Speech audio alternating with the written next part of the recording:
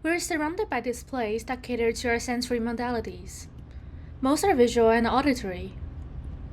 Tactile and force displays have become more common. We even have super specialized ones that display temperature, taste, and olfaction. However, one sensory modality remains a challenge to represent: kinesthesia, the sense of movement. But what if you could experience movement without actually moving? With motionless movement, we transform force applied by users' non-moving limbs into an experience of movement as a first step towards kinesthetic displays. My name is Yuran, and I'm presenting this work done together with Nihar Sabnis and Paul Strohmeier at the Sensory Motor Interaction Group at Max Planck Institute for Informatics. Current efforts to alter kinesthetic experiences implicitly include body distortions and redirected pointing. These techniques have been relying on visual and acoustic cues. However, we believe that using the sense of touch may lead to a more embodied experience of movement. Also, cutaneous senses are considered important kinesthetic cues. While researchers have been able to induce kinesthetic illusions through vibrotactile stimulation of the tendons, the magnitude of these illusions is low, and they're not easy to consistently elicit. It is unclear to us how or even if these can be systematically used in an HCI context. In HCI, directly inducing a sense of body movement in a user is typically achieved by either grounded force feedback or electrical muscle stimulation, EMS. However, grounded force feedback devices are restricting the users to a fixed location and are bulky and expensive. EMS, on the other hand, has been used to directly actuate users to move in the real world. This makes EMS less favorable in contexts where movements are not so convenient. We propose to overcome these drawbacks by using a friction rendering approach to represent movement.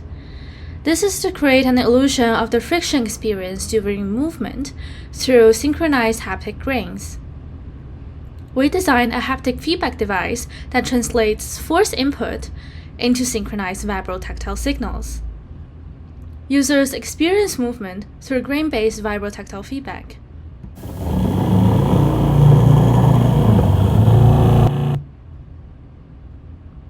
We call it the Motionless Movement Kinesthetic Display.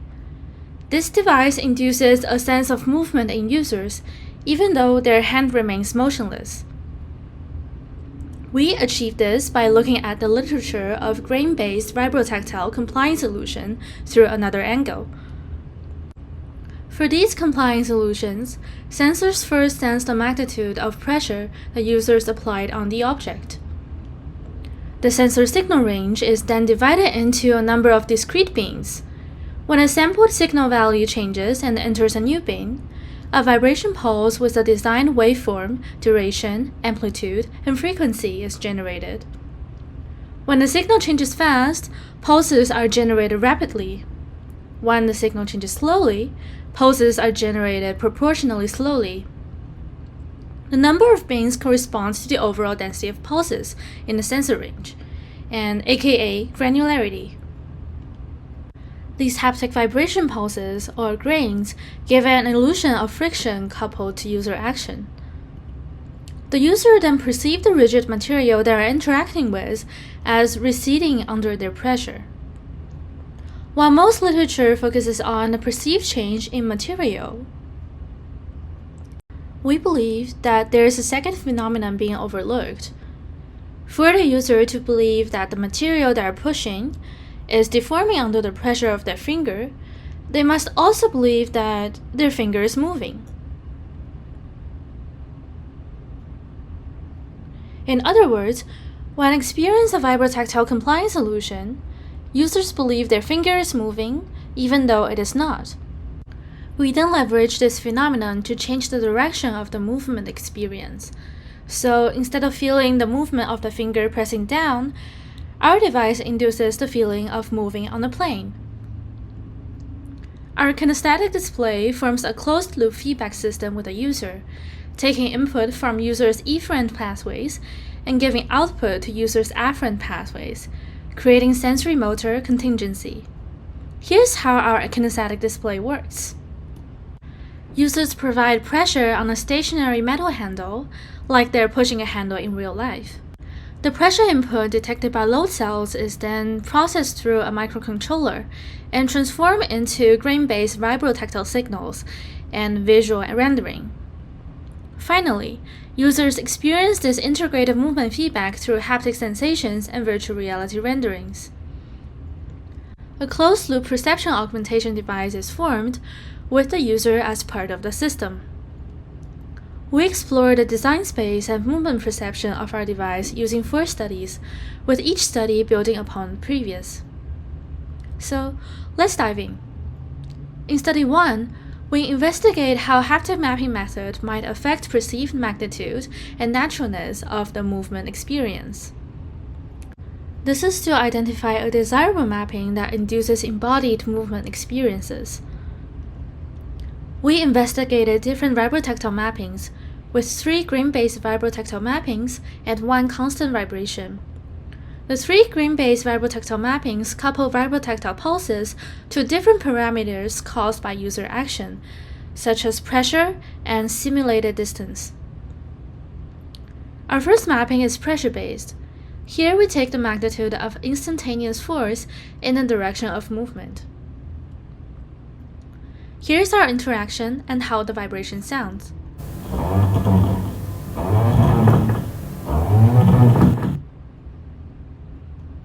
The second mapping is distance-based mapping. Using a simple movement simulation, we transform the force signal used in the first mapping to a position.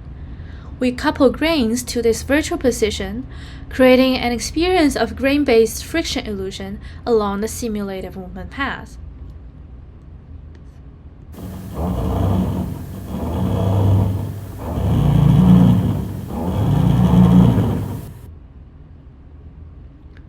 A concern we have with this distance-based mapping is that movement onset and the endings of movements might feel not compelling.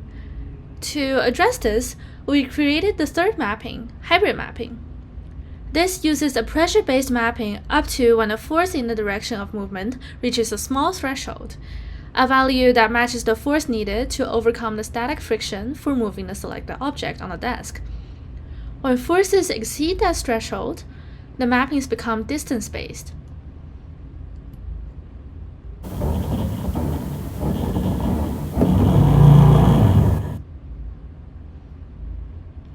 Finally, for reference, we also created a mapping which simply displays constant vibration when force is exerted.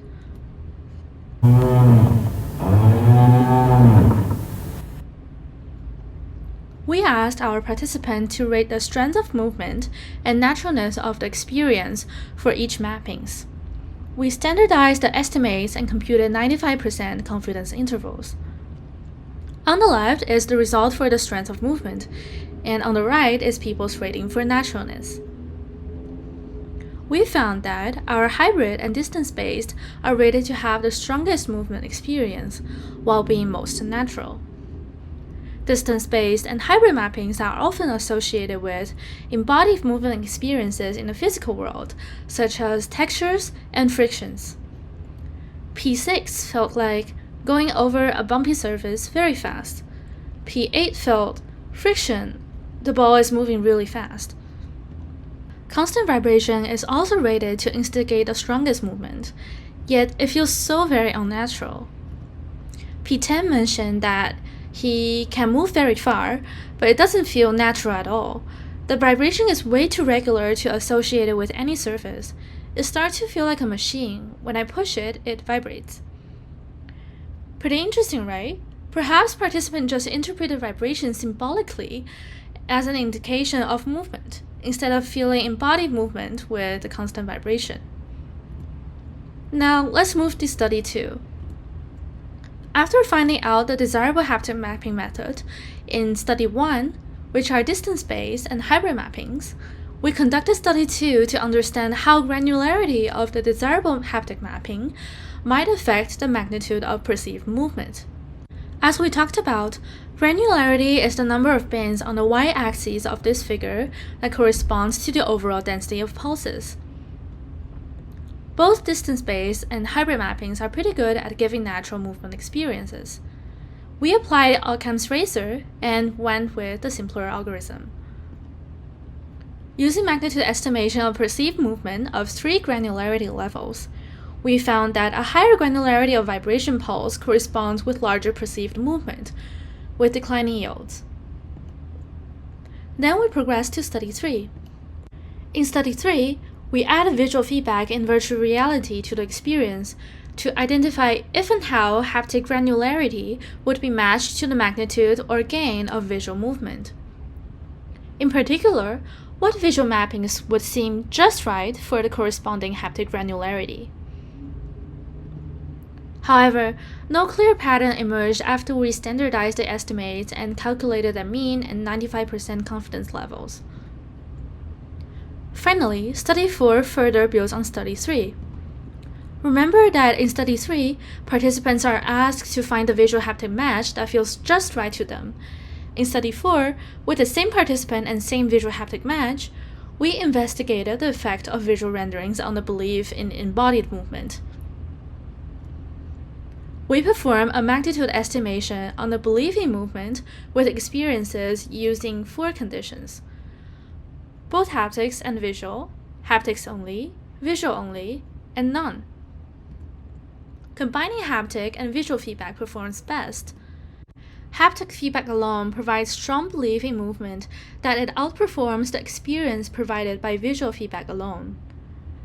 This essentially means that, on average, people focus on tactile feedback over visual feedback when reflecting on how convincing the embodied movement experience is. Participants commented on the visual-only condition as not as embodied. It's this similar feeling to when you use a computer mouse, like, okay, I feel like I'm moving, but it's not like it's my hand. Obviously, like translating my movements into something else. It was also a pleasant surprise to see how combining visual and haptic feedback creates a best of both worlds kind of situation. This result also suggests that, hey, our method is able to induce a stronger illusion than previous work that relied on visual feedback only. Pretty impressive, right? Our results show that our device provides a natural movement experience, and that it points towards a future where kinesthetic displays might be used to show what a movement should feel like. For example, it can be applied in the field of rehabilitation, sports, virtual reality, and beyond. Please see the paper for more details. You're also welcome to contact us for any inquiries. Thank you.